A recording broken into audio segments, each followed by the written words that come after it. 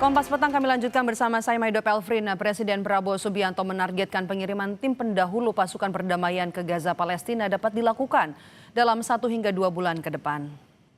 Usai menghadiri KTT Dewan Perdamaian di Washington DC, Prabowo menegaskan kesiapan Indonesia bergabung dalam Pasukan Stabilisasi Internasional atau ISF. Indonesia bahkan sudah menyiapkan 8.000 personel militer untuk mengawal implementasi gencatan senjata dan perdamaian di wilayah Gaza. Presiden bilang pasukan perdamaian pendahulu akan diberangkatkan dalam waktu dekat. Terkait pengiriman pasukan perdamaian Indonesia, Kementerian Luar Negeri menegaskan posisi pasukan Indonesia akan punya batasan dan ketentuan. Antara lain tidak digunakan untuk misi tempur, demilitarisasi dan lebih berfokus pada misi kemanusiaan. Ya kita siap, kita tegas. Kapan Pak kira-kira akan dikirim? Mungkin ya kelompok-kelompok advance mungkin tidak lama lah, mungkin 1-2 bulan ini juga ya. Pak soal penunjukan ISF Pak? Tadi kan ditunjuk jadi wakil komandan ISF. Iya, mereka minta kita jadi deputy commander. Ya. Strateginya Pak? Seperti apa Pak? Hah? Strateginya seperti apa ya? Strategi? Maksudnya strategi apa? Jika dipilih menjadi wakil komander ini seperti apa? Ya dipilih ya kita cari yang bagus ya. Tugasnya Oke, terima kasih. Terima kasih Pak. Sementara itu Indonesia secara resmi ditunjuk sebagai wakil komandan Pasukan Stabilisasi Internasional atau ISF. Mayor Jenderal Jesper Jeffers mengungkapkan Indonesia termasuk dalam 5 negara pertama yang berkomitmen menerjunkan pasukan militer untuk mengawal gencatan senjata. Selain Indonesia, Maroko, Kazakhstan, Kosovo dan juga Albania akan mengirim personel mereka. Sementara Mesir dan Yordania akan menyiapkan polisi terlatih. Incredibly pleased to announce today that the first 5 countries have committed troops to serve in the ISF. Indonesia, Morocco, Kazakhstan, Kosovo, and Albania. And 2 countries have committed to train police, Egypt and Jordan. I would also like to announce that I have offered and Indonesia has accepted the position of Deputy Commander for the ISF. With these first steps, we will help bring the security the Gaza needs for a future of prosperity and enduring peace. Thank you. The achievements of the ceasefire is real. We commend this, and therefore we reaffirm our commitment to contribute significant number of troops, up to 8,000 or more if necessary. We are prepared to contribute the troops to take part actively in the International Stabilization Force to make this peace work. Thank you very much. Ada momen menarik saat Presiden Donald Trump melontarkan pujian kepada Presiden Prabowo Subianto. Di hadapan para pemimpin dunia, Trump menyebut Prabowo sebagai pemimpin yang sangat tangguh sehingga ia tidak ingin melawan orang nomor 1 di Indonesia itu. Trump juga mengaku kagum dengan populasi besar serta kemajuan Indonesia di bawah kepemimpinan Prabowo. A man that I really like a lot he's definitely tough. I don't want to fight him. President Prabowo of Indonesia, thank you very much. Please, this is a big guy. I tell you, I said, how many people in Indonesia? He said like 240 million. I said, no, say it again. How many? It's a big country you have. And you do a great job and respected by everybody. And thank you very much for being here. Thank you very much, Mr. President. Indonesia sudah ditunjuk menjadi wakil komandan pasukan stabilisasi internasional dalam KTT BOP. Presiden Prabowo juga sudah menargetkan pengiriman tentara ke Gaza Palestina akan dilakukan dalam waktu 1 hingga 2 bulan ke depan. Kita bahas bersama dengan pakar PPAU alumni US Air War College bersama dengan Marsma Purnawirawan Agung Sasongko Jati yang sudah hadir langsung di studio Res Kompas TV Palmera. Selamat petang. Selamat petang, Pak. Pak Agung kalau kita bicara soal 8.000 pasukan yang akan dikirim, ini kan dengan bendera ISF ya? Iya, betul. Oke, tantangan yang nanti mungkin akan ditemukan di lapangan, kemudian kita akan berhadapan dengan pemerintahan di Gaza? Apa yang harus disiapkan oleh pemerintah kita? Pertama, kita harus paham bahwa betul-betul berbeda antara peacekeeping forces yang selama ini kita lakukan dengan stabilization forces yang mungkin pertama kali kita akan ikut. Peacekeeping jelas mandat UN, ya kemudian di bawah alur hukum, di bawah pimpinan dari Dewan Keamanan, dan jelas mandatnya ya. Kemudian untuk stabilization itu lebih fleksibel, lebih luas, dan itu meliputi juga penegakan keamanan, penegakan demilitarisasi atau administrasi di daerah tersebut yang memungkinkan terjadinya pasukan digunakan untuk menegakkan aturan. Nah, ini yang harus disiapkan oleh kita adalah pemerintah kita harus menyiapkan dengan jelas mandatnya itu kalau bisa mandat PBB. Tanpa itu akan sulit legitimitasinya. Harus ada mandat PBB? Ya. Kemudian ya harus, karena tanpa mandat PBB itu akan menjadi sesuatu yang di dalam wadah yang tidak sekuat kalau dalam mandat PBB. Bahkan dalam mandat PBB pun kadang-kadang operasi pun bisa berjalan ke arah yang tidak lancar. Contohnya di Somalia, itu mandat PBB, tapi ada unsur stabilisasi yang memberikan wewenang kepada pasukan untuk melawan tindakan. Dan kita tahu dalam film Black Hawk Down betapa kacaunya kalau itu sampai terlibat dalam konflik di dalam daerah yang harus distabilkan. Nah, kemudian pertama standarnya harus jelas, kedua harus ada operasional SOP, standar operasional, di mana kita boleh, nah ini masalahnya karena kita di bawah hierarki daripada panglimanya atau komandannya seorang Amerika, nah kita di bawahnya, ini harus ada suatu tertulis bahwa kita boleh mengatakan tidak, atau kita menawar, atau kita tidak melaksanakan sesuai dengan perintahnya. Karena apa? Karena itu mungkin perintah itu bisa berlawanan dengan posisi kita untuk mendukung Palestina, ataupun posisi kita untuk tidak melaksanakan tindakan yang akan berusaha legitimasi kita. Dan yang terakhir adalah yang penting kita juga harus jelas exit strateginya. Kalau situasi memburuk atau situasi dengan parameter A, B, C, D terlaksana, maka kita permintaan bisa lebih pergi. lah begitu ya. Exit strategi itu dalam artian kalau ada situasi berkembang ke arah yang sesuai dengan bisa kita duga, kita bisa pergi. Oke. Jadi jelas aturan mainnya, dan yang paling penting adalah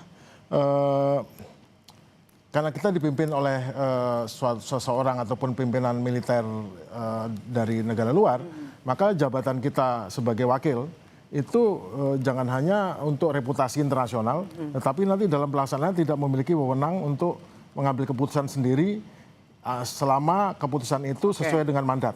Jangan sampai keluar mandat. Nah, keluar mandat ini yang bikin masalah nanti. Oke, sebelum kita bicara ke mandat, ini kan Presiden memang sudah bilang kalau dalam 1 hingga 2 bulan ke depan akan ada 8.000 pasukan yang kemudian dikirim ke Gaza, Palestina. Tapi kan tadi Anda bilang harus ada mandat dari PBB. At the end, kalau mandat itu tidak keluar, bagaimana dengan nasib pengiriman pasukan? Saya dengar bahwa akan mengirim pasukan yang jumlah kecil dulu, tidak terlalu besar.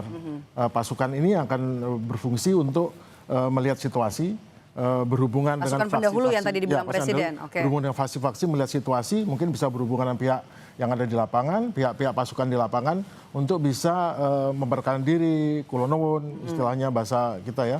Kemudian sambil menunggu sampai 2-3 bulan lagi baru pasukan besar datang. Itu saya dengar seperti itu rencananya. Nah, dalam waktu ini masih ada waktu bagi kita untuk beberapa bulan untuk bisa mendapatkan mandat internasional untuk dukungan ini. Seharusnya kita minta kepada Board of Peace ini untuk mengupayakan mendapat mandat internasional peacekeeping dengan tujuan stabilisasi. Oke, kita bahas lagi soal syarat-syarat yang disampaikan oleh Kemlu. Kementerian Luar Negeri bilang kan akan ada batasan, akan ada syarat-syarat. Kita tidak akan ikut demilitarisasi, kemudian juga tidak akan pelucutan senjata, hanya fokus pada kemanusiaan begitu ya, kesehatan dan juga rekonstruksi. Apakah kemudian batasan-batasan ini bisa diterapkan kalau sudah di lapangan, sudah di Gaza? Kita akan membantu kesehatan, kita akan membantu rekonstruksi, kita akan membantu mengamankan instansi atau objek-objek vital yang ada di sana. Kemudian, namun dalam situasi daerah yang banyak faksi yang terlibat, kemudian banyak, ini kan sebetulnya bukan masalah kita mengamankan stabilisasi, tapi masalah itu tempat Gaza itu ada tempat percaturan geopolitik besar, di mana banyak aktor-aktor negara atau aktor non-negara yang bermain. Masalahnya mungkin terjadi adalah pada saat nanti ada semacam gangguan atau ada semacam hambatan atau mungkin provokasi dari pihak tertentu. Tantangan dari Palestina sendiri? Belum tentu dari Palestina atau orang mengaku Palestina, atau kita tahu kan daerah situ ada daerah yang siapa saja berbuat saja untuk mewakili apa saja untuk menimbulkan kesan, sehingga membuat Indonesia terpaksa membalas atau terpaksa bertahan, atau kita terjebak dalam suatu situasi di mana kita akhirnya membutuhkan bantuan dari pasukan lain yang pada saat bantuan pasukan lain akhirnya mengakibatkan korban di pihak tertentu. Akibatnya kita masuk ke dalam satu status di mana kita akhirnya menjadi di pihak yang ikut menindas, bukannya menjadi stabilisasi tapi ikut memihak salah satu pihak. Akhirnya kita akan kehilangan legitimasi sebagai negara yang membantu perjuangan Palestina, karena mungkin situasinya bukan kita yang meminta situasi itu, tapi kita dipojokkan dalam satu situasi, diprovokasi atau dicipta kondisi. Itu yang harus dipertimbangkan dengan mandat yang jelas, SOP yang tegas, dan bisa punya hak untuk menolak untuk perintah-perintah yang melanggar mandat itu. Sebelum pengiriman pasukan nanti? Oh ya, harus jelas sekarang. Jangan kita sudah, oh ini ternyata tidak belok kanan tapi belok kiri, baru kita mundur. Nggak bisa. Harus jelas dalam tulisan, bila suatu saat ada belok kiri, biarpun selangkah, itu sudah stop. Oke, kalau gitu apa yang perlu diperhitungkan lebih dalam, lebih matang sebelum kita mengirimkan pasukan ke Gaza? Negosiasi pemerintah kita harus betul-betul mantap, betul-betul pendesainan daripada mandatnya. Kita harus berjuang untuk Board of Peace minta mandat kepada PBB, kemudian minta supervisi juga dari Dewan Keamanan juga, dan juga kemudian dalam pelaksanaannya kita harus pastikan standar operating prosedurnya betul-betul standar operating prosedur yang berbau perdamaian, bukan sekedar hanya stabilisasi yang ada demilitarisasi, perlucutan senjata, ataupun menindas faksi-faksi di sana.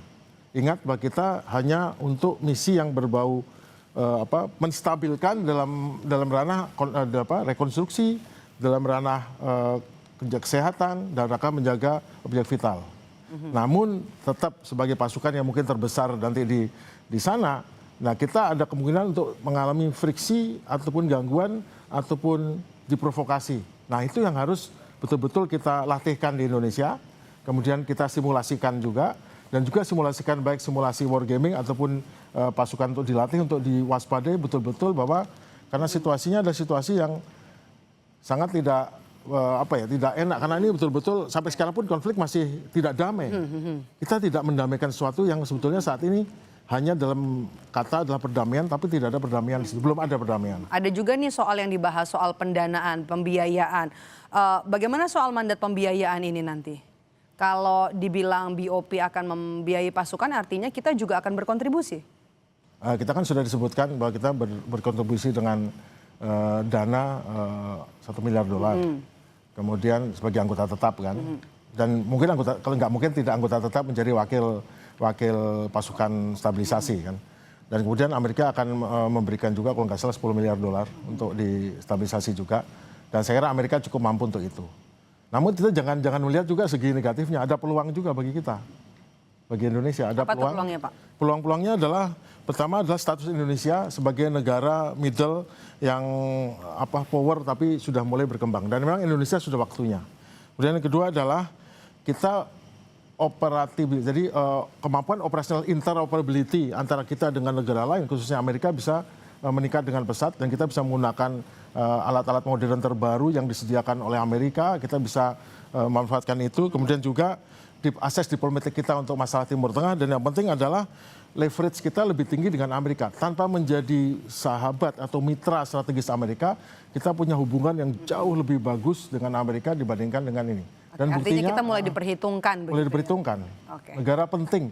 Tiba-tiba kita pengamat saja, seperti kita pengamat ini, tiba-tiba langsung terjun langsung ke medan tempur dengan segala resikonya, berkorban untuk bisa membuat hal yang lebih baik untuk Palestina. Oke, baik, kita tunggu lagi nanti kata Presiden adalah 1 sampai 2 bulan nanti pengiriman pasukan ke pasukan stabilisasi untuk menuju ke Gaza Palestina. Terima kasih sudah bergabung bersama kami dan juga hadir langsung di studio. Marsma Purnawirawan Agus Sasongko Jati sudah bergabung bersama kami. Sehat selalu Pak Agung. Mari.